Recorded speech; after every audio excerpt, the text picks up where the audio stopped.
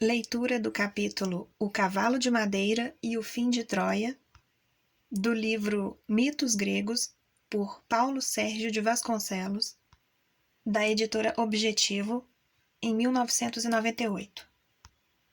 Após 10 anos de luta, sem que Troia parecesse ceder, os gregos resolveram finalmente dar o golpe decisivo contra a cidade.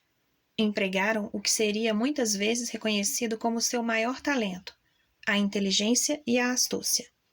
Quem teve a ideia decisiva foi o preferido da deusa da sabedoria, Odisseu, ou Ulisses, um homenzinho atarracado, dotado de uma sagacidade que o tornava indispensável ao exército. Seguindo instruções desse homem astucioso, Epeu construiu um grande cavalo de madeira e em seu enorme ventre entraram os maiores guerreiros da Grécia. Os gregos fingiram que tinham partido de Troia e que finalmente retornavam para casa, cansados da longa e inútil guerra. Na verdade, esconderam-se na ilha de Tênedos, que ficava próxima. Antes da partida, fizeram chegar aos troianos o rumor de que o enorme cavalo de madeira que havia construído era uma oferenda à deusa Palas Atena, para que ela assegurasse o bom retorno a todos. Aliviados, os troianos saem dos muros que os protegiam e visitam o campo de tantas batalhas. Diante da alegria despreocupada dos seus, o sacerdote de Netuno, Laoconte, se revolta. Que loucura é essa, infelizes cidadãos? Acham que os inimigos foram mesmo embora? Que os presentes dos gregos não contêm nenhuma armadilha? Temo os gregos mesmo quando trazem presentes. E assim dizendo, atirou uma lança no cavalo, cujo interior ressoou e pareceu soltar um gemido. De repente, se ouviu um clamor de vozes. Pastores troianos traziam para junto do rei um jovem grego que tinham encontrado amarrado não muito longe dali. A notícia logo se espalhou e todo mundo acorreu para ver o rapaz e saber o que ia acontecer com ele. Admirados, ouviram suas primeiras palavras. Ai, que resta para este infeliz? Não há lugar para mim entre os gregos, ao passo que os troianos querem se vingar com meu sangue. Eram palavras entrecortadas de gemidos e lágrimas. Atiçaram a curiosidade de todo mundo, e talvez já começasse a nascer ali um pouco de piedade no coração dos troianos. Todos o estimularam a dizer quem era e o que lhe acontecera. Disse ele: Não negarei que sou grego. Posso ser um pobre infeliz, mas não um mentiroso. O odioso Odisseu quer se vingar de mim, porque eu era companheiro de Palamedes. Odisseu odiava tanto esse homem que conseguiu fazer, através das mais sórdidas intrigas, que os gregos o condenassem à morte por traição. Eu fiquei indignado com o fim daquele inocente, prometendo vingá-lo, e Odisseu nunca me perdoou isso. Pelo contrário, começou a fazer ameaças, a tecer falsas acusações. Não descansou enquanto não conseguiu a ajuda do adivinho Calcas. Mas por que fico falando dessas coisas? Se vocês consideram todos os gregos da mesma forma, vamos, matem-me! Odisseu ficaria bem contente com isso, e Menelau e Agamenon lhes dariam uma boa recompensa. Aquela era uma interrupção estratégica. Os troianos arderam de curiosidade para saber o que acontecera com o Sinão e o que estaria fazendo o adivinho naquela história intrigante. Assim, rogaram que o rapaz continuasse a narrar os crimes da raça odiada. Fingindo como sempre, Sinão prosseguiu. Cansados dessa guerra, os gregos muitas vezes pensaram em ir embora, mas o mau tempo sempre os impedia. Um vento violento varria as ondas do mar, o céu se cobria de nuvens e trovejava espantosamente, sobretudo depois que o cavalo de madeira construído para a deusa Palas ficou pronto. Consultado o oráculo de Apolo, os deuses nos mandaram esta mensagem horrível. Com sangue se deve buscar o retorno, sacrificando uma alma grega. Ficamos todos apavorados, perguntando-nos quem de nós os destinos e Apolo estavam reclamando.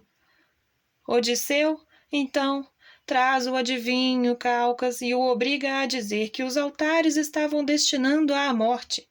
Se não, a mim, que aquele velhaco queria há tempo pôr a perder.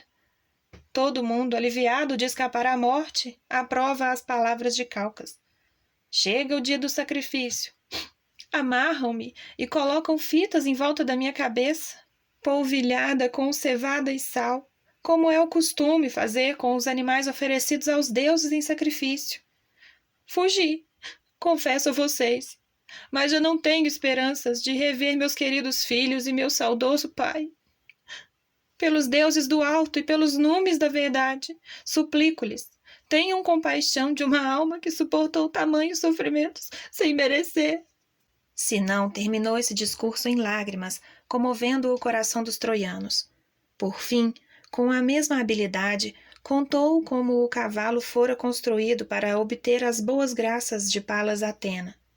Por recomendação de Calcas, tinham feito algo enorme, que fosse impossível de penetrar nos muros de Troia, afinal a posse do cavalo significaria a proteção da deusa para seu povo. Se o recebessem na cidade, um dia Troia haveria de fazer uma guerra vitoriosa aos gregos, porém, se maltratassem o dom de Palas, grande mal adviria para o império de Príamo. Mas eis que, de repente, um prodígio aterrador veio perturbar a mente e o coração dos troianos ainda mais.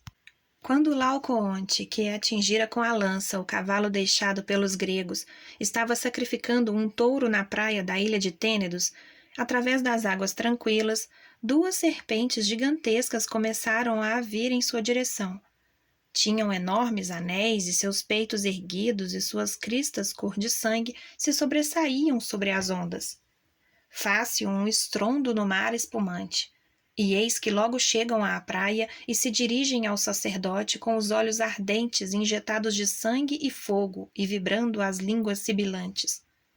A esse espetáculo horrendo, os troianos fogem em disparada, brancos como cera. Os monstros do mar buscam Laocoonte e envolvem em seus anéis gigantescos o sacerdote e seus 2 filhos. O pai estava armado, mas as serpentes o prendem com nós apertados em volta de seu corpo, impedindo qualquer reação. Laocoonte tenta em vão afrouxar os nós, ainda segurando nas mãos as fitas do sacrifício, agora tingidos de sangue e do negro veneno dos monstros. Ao mesmo tempo solta em direção aos astros horrendos berros. Pareciam os mugidos de um boi que foge do altar, depois que recebeu um golpe da machadinha no pescoço não forte o bastante para derrubá-lo em sacrifício aos deuses. Os dragões, então, se dirigem ao santuário da deusa Palas e se escondem sob o escudo aos pés da deusa. Esse acontecimento pareceu aos troianos uma severa advertência da deusa. Afinal, Palas Atena punira com as serpentes do mar o sacerdote que tinha atirado uma lança contra o cavalo a ela dedicado. Mais que depressa, eles transportaram aquele objeto gigantesco para dentro de suas muralhas. Ao som de hinos religiosos, com festas e alegres cânticos, o cavalo foi introduzido na cidade. Nessa noite, enquanto os troianos dormiam, como que sepultados no sono e no vinho, a esquadra grega deixou Tênedos e se dirigiu a Troia, encoberta pelas trevas que pareciam abraçar todo o mundo, cúmplices da estratégia de Odisseu. Sem ser visto, Sinão caminhou até o cavalo e chamou os guerreiros para fora. É sobre uma Troia despreocupada e desarmada que se precipitaria o inimigo, sedento de vingança depois de tantos anos de luta inútil.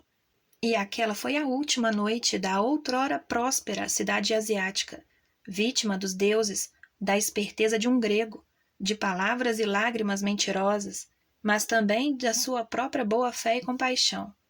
Muitos dos guerreiros gregos que praticaram naquela ocasião toda espécie de crime seriam castigados depois, ao passo que os troianos que conseguiram escapar da cidade em chamas haveriam de lançar as sementes de uma outra e muito mais poderosa Troia, a futura Roma, como se os deuses se divertissem em erguer hoje às alturas da glória os que amanhã tombariam na mais dura ruína e vice-versa.